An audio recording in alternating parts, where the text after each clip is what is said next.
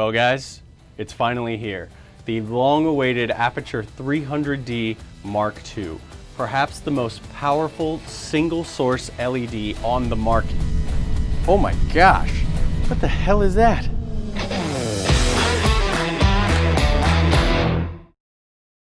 So as you probably know, Aputure just released their 300D Mark II, the new and improved and updated version of their widely successful 300D Lite.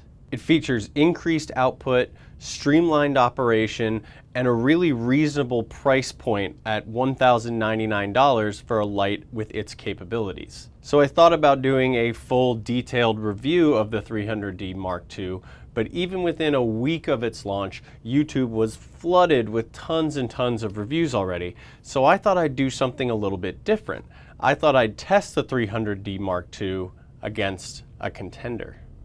So this is the NanLite Forza 300. It's a light that's similar in specs, design, performance, and even price, actually at only $999. I was first introduced to NanLite at NAB 2019, and I was incredibly impressed with their Forza line of lights, especially the 300 and 500 models. Yes, they have a 500, and it's crazy. But with the 500 being much more expensive and both of these being 300 watt draw lights, I thought the Forza 300 would probably be the perfect contender to go up against the 300D Mark II.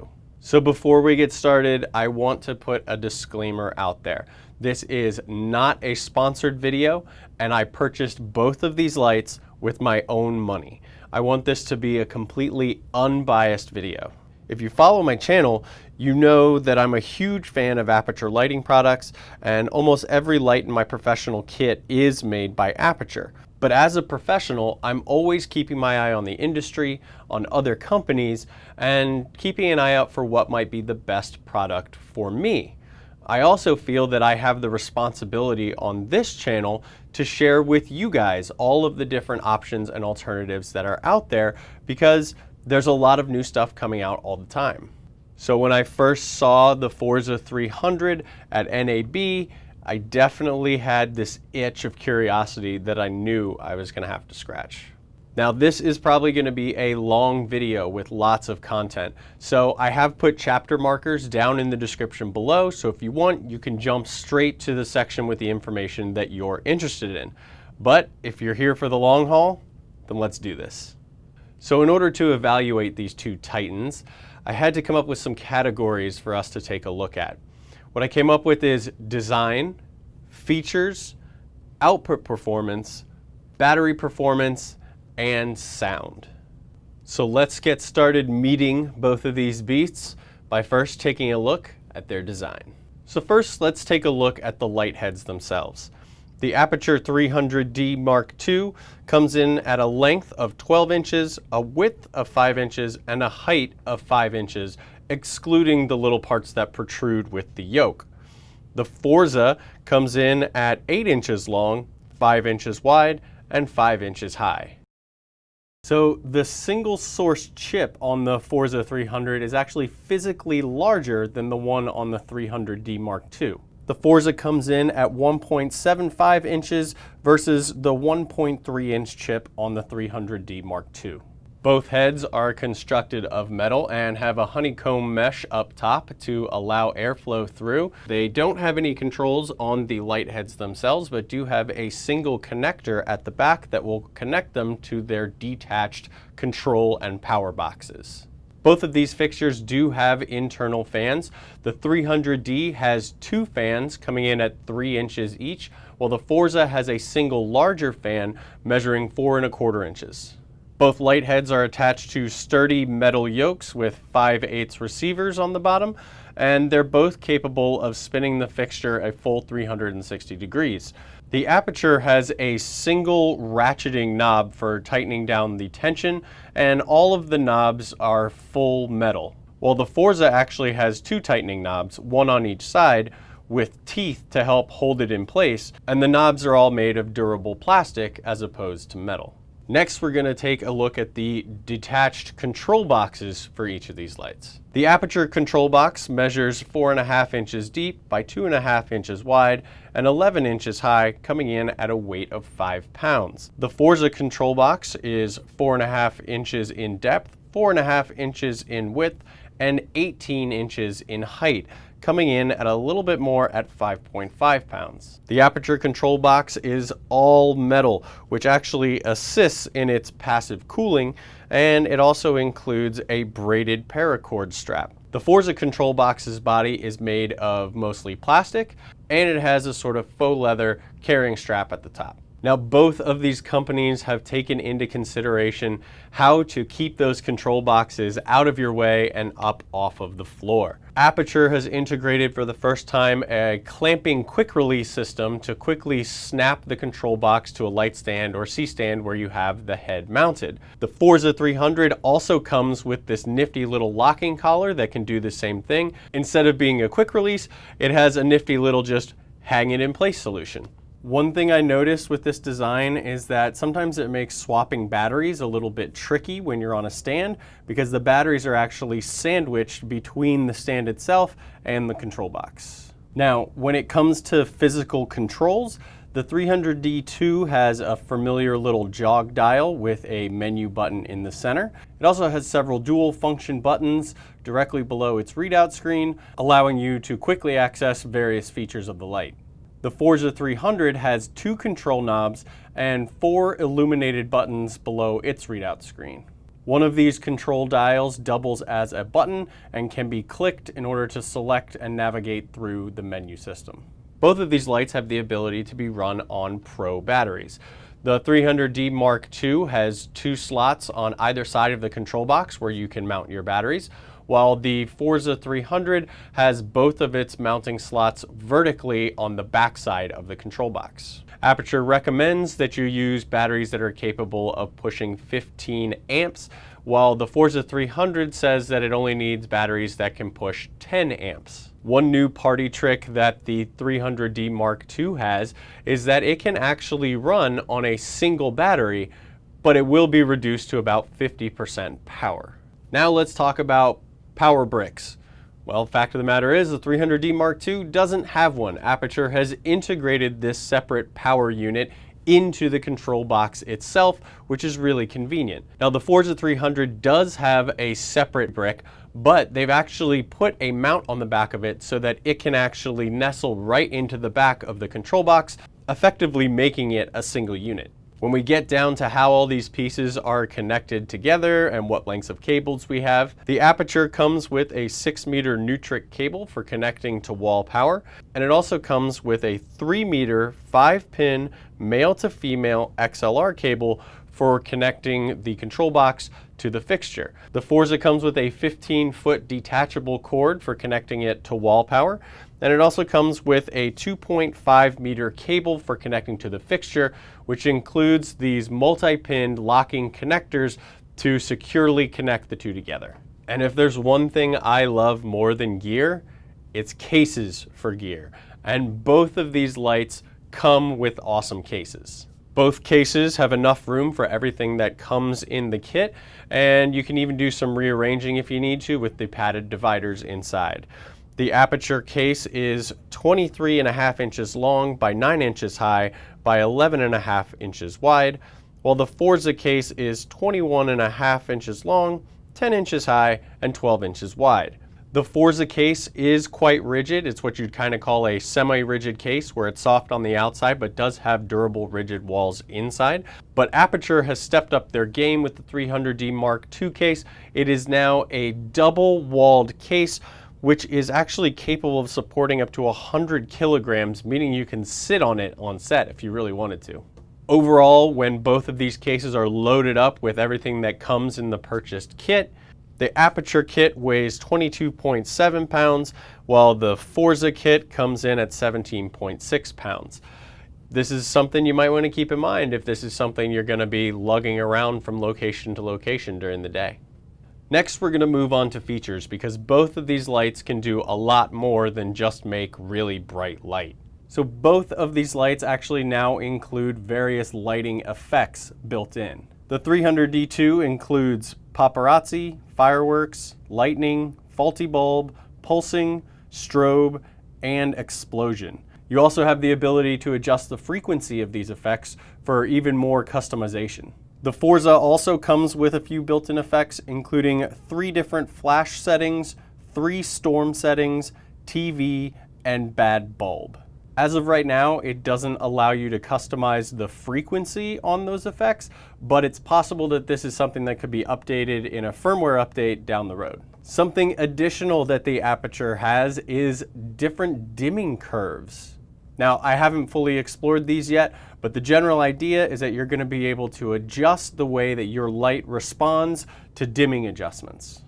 Now, when it comes to controlling the lights when you can't easily get to their control boxes, in typical Aperture fashion, the 300D Mark II includes a 2.4 gigahertz remote, and this one has actually been updated to include an effects toggle button to control its built-in effects.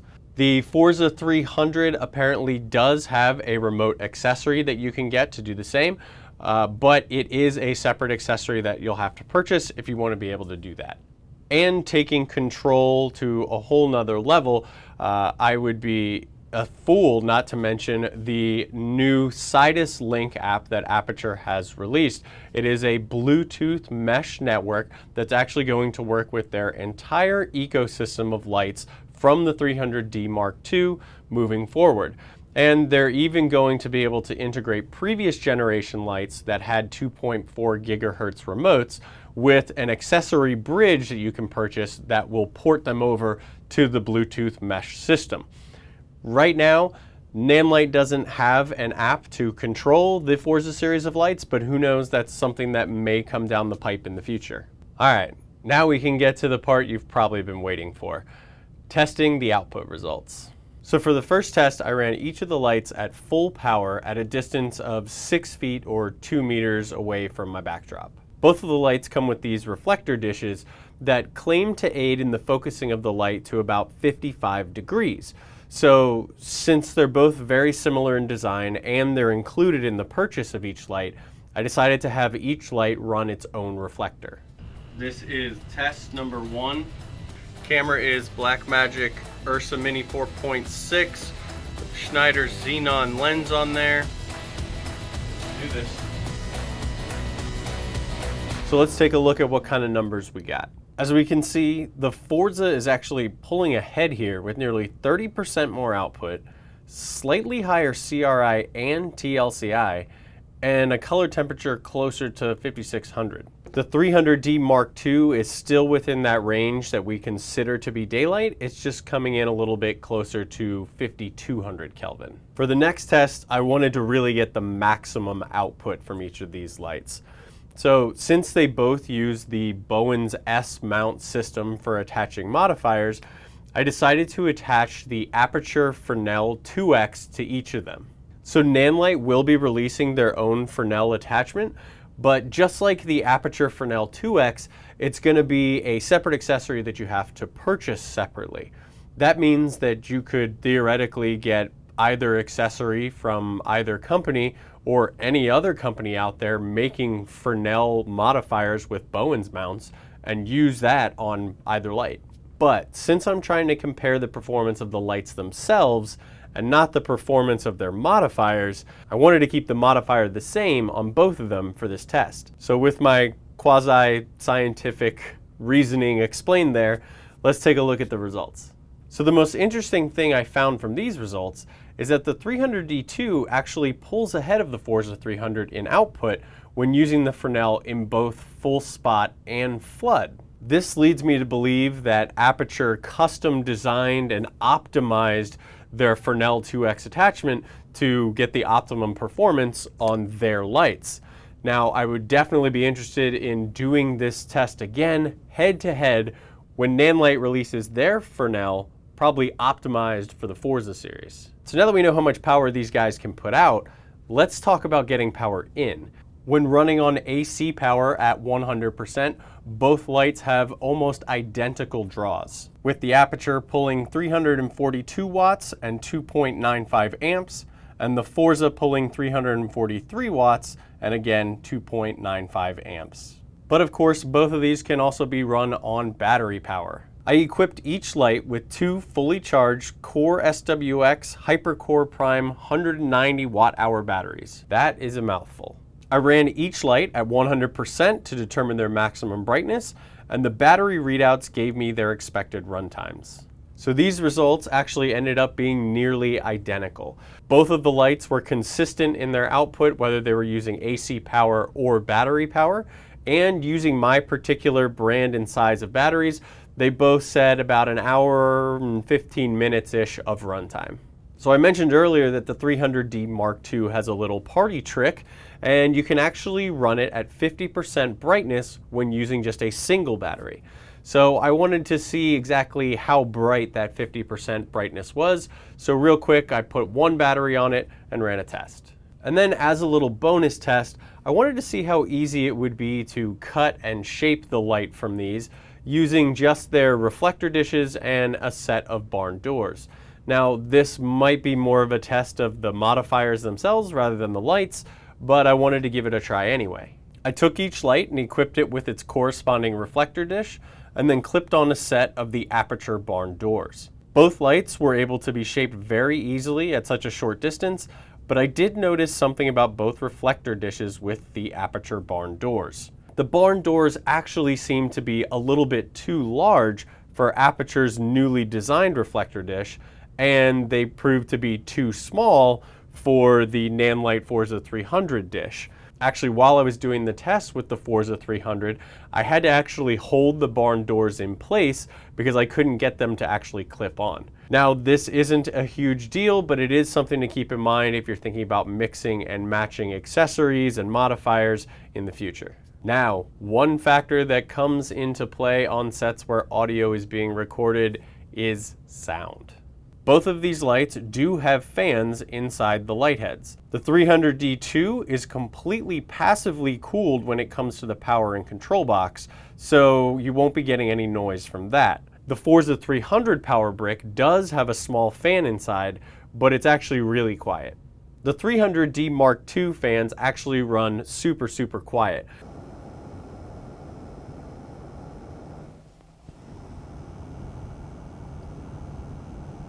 But I noticed that the Forza 300 fan actually does not only make, that traditional fan noise, but has a little bit of a clicking.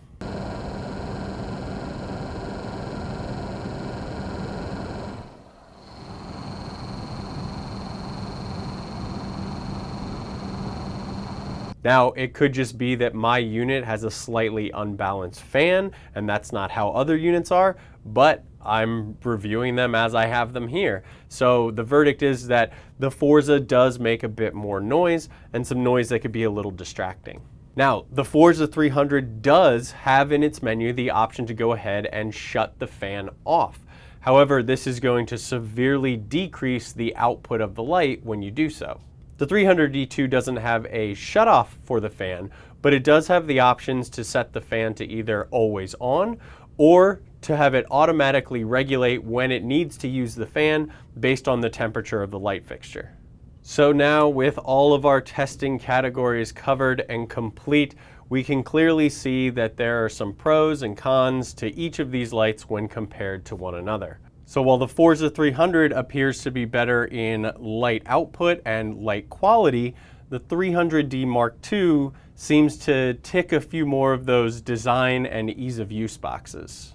But now for what you really came here for me to give you a definitive, non-disputable statement as to which of these two lights is the best. And it's not going to happen. While performance and output can be measured in hard numbers, there are so many other factors that go into choosing a light that's right for you and your production. My intent with this video was to provide you with all the information that you would need so that you can make your own decision as to which one of these two is right for you. As for me, I'm keeping them both. So thank you guys so much for watching. I really hope this video helped you out if you are in the market for a high-powered single source LED light. There are affiliate links in the description down below where you can pick up whichever light you choose. Also down in the description below, I've put a link to a downloadable spreadsheet that has all of my measurements and output tests and results from this video. If there are any other tests that I didn't include in this video, please let me know in the comments down below and I'll try and do them for you and get back to you with the results. Or even better, you can go ahead and chat with me live by joining my Discord server. There's a link down in the description below as well. And as always, guys, if you liked this video, please go ahead and give it a like, and make sure you go ahead and click that subscribe button and that little notification bell next to it so you get notified every time I have new content coming to the channel. I'll see you guys in the next one.